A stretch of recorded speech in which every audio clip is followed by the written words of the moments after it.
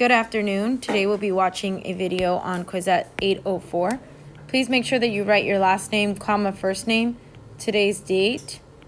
Sorry, today's the 9th, I believe. And my class color, I'll just say that I am red. So 11 times 11, you can go ahead and write that there. So 11 times 11 is 121. If you have the square root of 121, that means that you have the square root of 11 times 11. And when you have a pair of numbers that are exactly the same inside of a square root, you can it's like how can I explain this? Like you take it out. So the solution would be 11. So if you have a pair of two numbers inside of a square root, it eliminates that number inside, but it also takes it out. So it like undoes the square root. Another way you can think about it is like a square with an area of 121, and you just want to know the side, and that's 11. So that would be the solution. So the second example is 12 times 12, which is 144. Now the square root of 144 is actually 12 times 12. And since there's a pair of the same number inside of that radical, this is called a radical. This symbol is called a radical. You can take it out. So the solution of the square root of 144 is 12. So I gave you nothing but perfect squares. These are called perfect squares.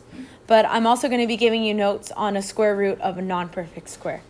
That sounds really foreign. It sounds like another language right now, but by the end of the week, hopefully you know what I'm talking about. Number 2 and number 3 each day are screenshots. Listen closely. They are screenshots of the quiz that you are going to see next week. So they might vary in like wording. They might ask you for something different each day. I wanted to give you screenshots of the quiz so that you guys had a fair chance at passing that quiz with a perfect score. So please make sure you're reading these very carefully because they might differ. Number 2, does 1/15 equal a terminating decimal or a repeating decimal? So if you remember the definition of a rational, go ahead and write rational number. I'm just going to underline it, is a terminating decimal or a repeating decimal. That means that it's rational. So here it's asking you, is 1/15 terminating or a repeating decimal? And the only way to find that out is to divide 1 divided by 15, which is 1 divided by 15.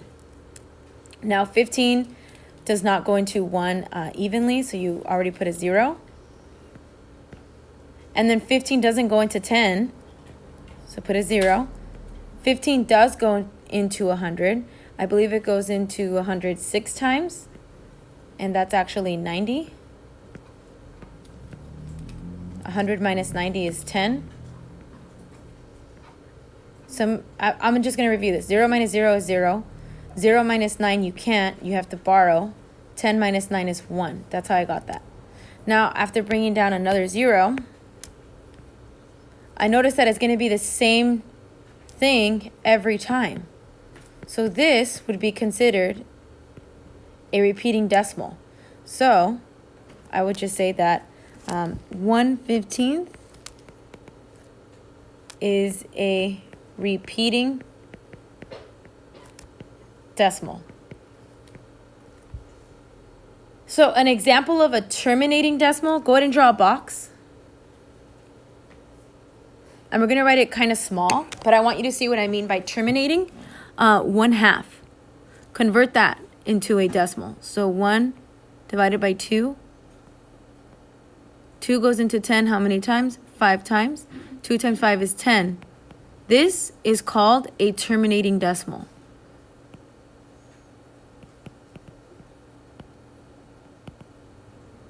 Now that you know what it is, you'll be able to figure out if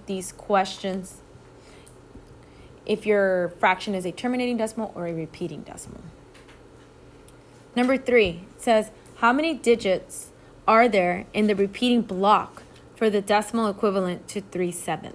So it just wants to know how many, what's under the repeating block. So if you look at number 2, the repeating block for this would be 1 because it just repeats 6 forever. So that would have 1 number under the repeating block, that little line. Oh, I'm sorry, I didn't even give you a clear answer for this one. I'm going to just do that real quick. So, oh yeah, I did. 1/6 is a repeating decimal, but it should be 0.6 and then 0.06, and then the repeating line is just above 6. Right there. Okay, back to number 3. So I'm going to divide, so write this out. 3 divided by 7. So 3 divided by 7. 3 does not fit, 7 does not fit into 3, but it does fit into 30, and that's 4 times. 4 times 7 is 28. I can't subtract 0 from 8. I have to borrow. 10 minus 8 is 2. 2 minus 2 is 0, but I'm not going to write it.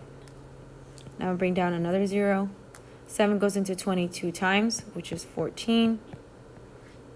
Bring down the 0. Oh, this reminds me of the number we had last week. I think it's actually the same exact fraction. 7 goes into 68 times, I believe.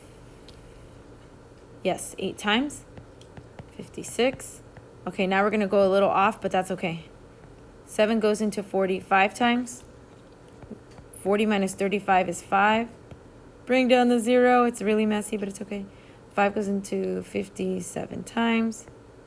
49. Bring down the 0. 7 goes into 10 one time. And then after that, it'll repeat, because if I subtract 7, I'll get 30, which is what I started with. I know this is really messy, but underneath that block that repeats is 1, 2, 3, 4, 5, 6. There are 6 digits in the repeating block. So we can write our answer right here since we don't have any more room. 6 digits in repeating block.